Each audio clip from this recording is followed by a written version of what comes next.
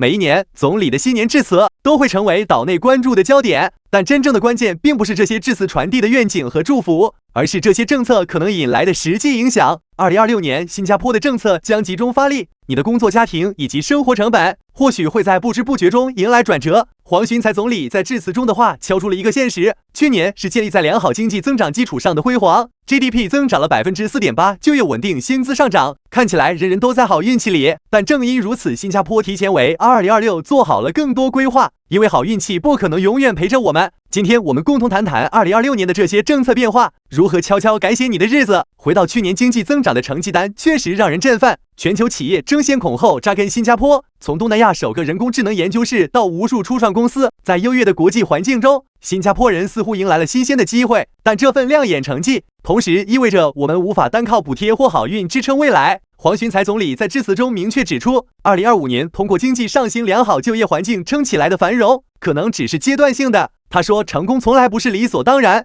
而2026年的挑战会转化为新的制度调整。这些政策不仅服务于国家长远的稳定，更会直接落在普通人家中。从工作到家庭，从生活成本到社会结构，都在逐步渗透到我们的日常生活中，改变一工作与收入的痛点。如果我们过去习惯于自然加薪和升职，那2026年的职场环境可能会让许多人开始重新反思，低技能岗位缩减，中位数收入靠岗位升级才能提升。这些趋势已经持续了10年，而随着2026年的政策推进，在培训转岗将成为连中年人都避不开的常态。总理不断强调技能提升和劳资政合作，这已经不再是口号，而是每个人在职场竞争中保持位置的必经之路。2026年你不进则退，如果我们选择停在原地，面对的不仅是收入停滞，更可能是职业变动带来的生活压力。这不由得让许多人开始思考，在这样的政策推动下，我们真的有做好准备迎接新环境的挑战吗？改变2，家庭与生育的连锁支持。与低技能岗位的减少一样，人口结构变化也是摆在2026年政策面前的关键难题。过去几年，新加坡生育率已经跌破 1.0， 新生儿数量也在持续下滑。2025年上半年出生率同比下降了 6.6%， 许多年轻夫妇因为住房托育和教育成本望而却步，而这恰恰是政府集中发力的领域。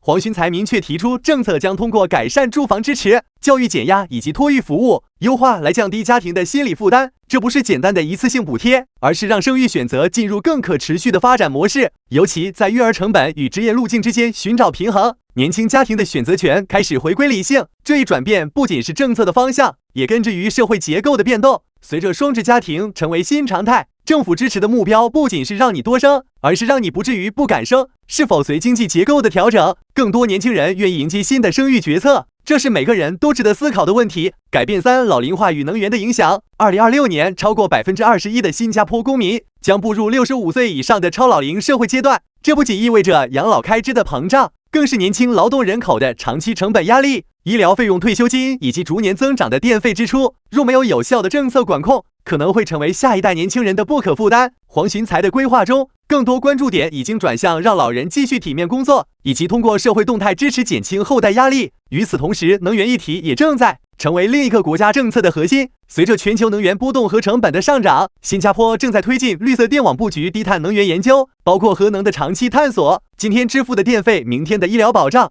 实际上无一不为个人未来的安全感买单。这个结构性调整下，小家庭看似无力改变规则，但每一项政策走向都在逐渐改写年轻人和长者的共同生活。2026年的新加坡政策的底色越来越明显，那就是防风险。这是总理在致辞中不断提到的管理原则。无论是能源问题还是国际秩序的结束，这些表面上离普通人很远的变动，其实会直接反映在生活成本和就业稳定中。从国际贸易到供应链的重组，全球局势正在变得更难预测，而新加坡必须在生活经济中找到韧性。这也是为什么2026年的政策更为冷静和精准。对普通家庭来说，这或许会是转折的一年，工作模式、收入方式、家庭配置都开始进入新的路线。总理提出，挑战是方向的一部分，以足够的规划面对时代变革。政策背后的逻辑是稳住社会的基本盘，但落在每个家庭头上的也必然是更深层次的选择题。2026年的新加坡生活会有更多方向感，但却未必更轻松。无论是工作竞争的压力、家庭生育决策的平衡，还是日益显现的长者与能源成本，这些政策都在尝试解决一个核心问题，让我们在不确定中找到稳定。